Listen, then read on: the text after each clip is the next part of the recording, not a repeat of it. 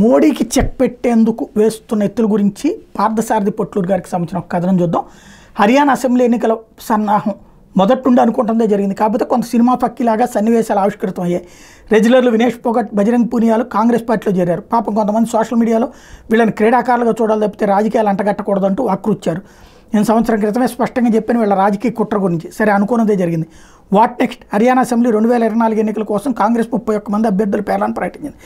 వీటిలో Vinesh పోగట్కి Julana assembly seat కేటాయించింది. ఇది చాలా కాలం నుండి అనుకుంటుంది, చాలా ప్రీ ప్లాన్డ్గా ఉన్నారు కదా. ఇక బజరంగ్ పూనియాకి అసెంబ్లీ సీట్ ఇవ్వకుండా కిసాన్ కాంగ్రెస్కి జాతీయ వర్కింగ్ ప్రెసిడెంట్గా నియమించింది. ఇక్కడే గుర్తుందా, నెల క్రితం పంజాబ్ హర్యానా రైతు ప్రతినిధులు ఏకంగా పార్లమెంట్లో కాంగ్రెస్ కార్యాలయంలో రాహుల్ని కలిసిన సంగతి. రైతుల సమస్య మీద మళ్ళీ ఆందోళన చేస్తామనే ప్రకటన కూడా చేశారు. సో రాబోయే రెండవ రైతు ఉద్యమం సందర్భంగా బజరంగ్ పూనియా కాంగ్రెస్ తరఫున పోరాడతారన్నమాట. ఎంతైనా వినేష్ పోగట్తో పాటు రోడ్డు మీద కూర్చుని మీడియా దృష్టిని ఆకర్షించి దేశవ్యాప్తంగా అందరినీ తెలిసిపోయాడు కాబట్టి రైతు ఉద్యమంలో కాంగ్రెస్ తరఫున అందరికీ తెలిసిన వాడిగా గుర్తింపు వస్తుంది. కాంగ్రెస్ ప్లాన్డ్గానే ఉంది ఇక్కడి వరకు. కానీ ఒక విషయంలో మాత్రం తప్పుటడుగు వేసింది. అదేంటంటే వినేష్ పోగట్ ఇండియన్ రైల్వేలో ఆఫీసర్ ఆన్ స్పెషల్ డ్యూటీ ఓఎస్డీగా పనిచేస్తుంది. అది ఉత్తర రైల్వే డివిజన్ ఎన్ఆర్లోని స్పోర్ట్స్ డిపార్ట్మెంట్లో. బజరంగ్ పూనియా కూడా ఓఎస్డీగా అదే ఉత్తర రైల్వే డివిజన్లో పనిచేస్తున్నారు. వినేష్ బజరంగులు ఇద్దరు రాజకీయ పార్టీలతో కలిసి పనిచేస్తున్నందుకు రైల్వే శాఖ షోకాజ్ నోటీసులు ఇచ్చింది సెప్టెంబర్ 4న. సెప్టెంబర్ 6న వినేష్ పోగట్, బజరంగ్ పూనియాలు ఇద్దరు తమ ఉద్యోగాలకు రాజీనామా చేసి అదే రోజు కాంగ్రెస్ పార్టీలో చేరారు. భారత రైల్వే శాఖ నియమ నిబంధనలు ఎవరన్నా రైల్వే శాఖ ఉద్యోగి రాజీనామా చేయాలంటే సదరు ఉద్యోగి 3 నెలల ముందు నోటీసు ఇవ్వాలి. ఈ 3 నెలల కాలంలో ఉద్యోగి మనసు మార్చుకుని రాజీనామా ఉపసంహరించుకుని ఉద్యోగం కొనసాగించవచ్చు.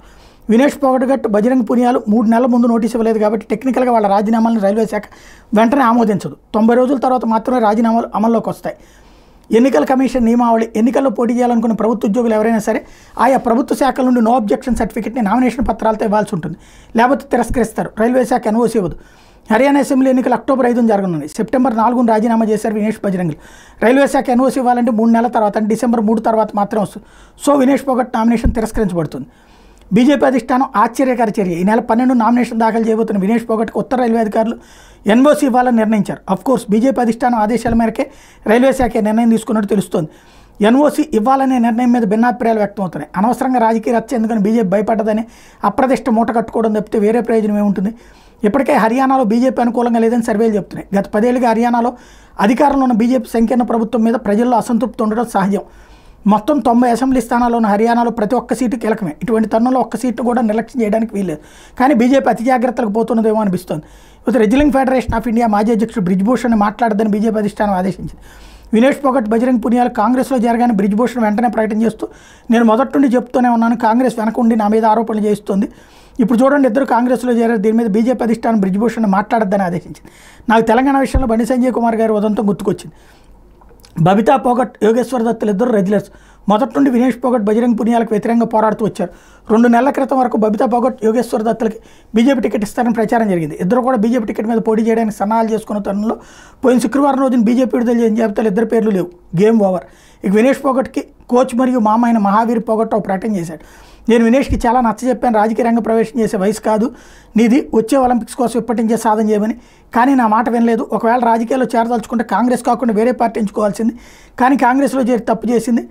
హర్యానా ప్రజలు వినేష్ పోగట్ని నమ్మే స్థితి ఉంటుందని నేను భావించట్లేదు. సో మహావీర్ పోగట్ ప్రకటన కాస్తంత ఊరట బీజేపీకి. జమ్మూ కాశ్మీర్లో కూడా బీజేపీ తప్పటడుగులు వేసింది. గత 5 ఏళ్లుగా బీజేపీ కోసం పనిచేస్తున్న వారికి టికెట్లు ఇస్తామని వాగ్దానం చేసిన అధిష్టానం చివరికి కాంగ్రెస్ నుండి బీజేపీలోకి వచ్చిన వాళ్ళకి టికెట్లు ఇవ్వాలని నిర్ణయించి జాబితా విడుదల చేసి దాంతో అప్పటి వరకు బీజేపీ కోసం కష్టపడే వాళ్ళు తిరుగుబాటు చేశారు. వీళ్ళలో 3 ముస్లిం అభ్యర్థులు కూడా ఉన్నారు. తిరుగుబాటును చూసి మొదటి జాబితాను రద్దు చేసి మరుసటి రోజు మరో జాబితా విడుదల చేశారు. అయినా అసమ్మతి ఆగలేదు. జమ్మూ కాశ్మీర్ ఎలక్షన్ ఇన్ఛార్జిగా రామ్ మాధవ్ గారిని ఇటీవల నియమించారు. కానీ ఈ పని 3 నెలల ముందు చేసి ఉంటే బాగుండేది. రామ్ మాధవ్ గారు నచ్చచెప్పిన అసమ్మతి ఆకపోవడంతో చాలామంది సీనియర్ జిల్లా నేతలు నడ్డా గారు సస్పెండ్ చేయాల్సిన పరిస్థితి ఏర్పడింది. ఎందుకు ఇలా జరుగుతుంది? రాహుల్ ఫరూక్ అబ్దుల్లా కలిసి జమ్మూ కాశ్మీర్లో బీజేపీని ఓడిస్తామని ఛాలెంజ్ చేసిన తరుణంలో బీజేపీలో అంతర్గత కుమ్ములాట్లు మంచిది కాదు. ఆర్ఎస్ఎస్ బీజేపీల మధ్య సమన్వయం లేకపోవడం వల్ల ఇప్పటివరకు జాతీయ అధ్యక్షుడు ఎంపిక కూడా జరగలేదు.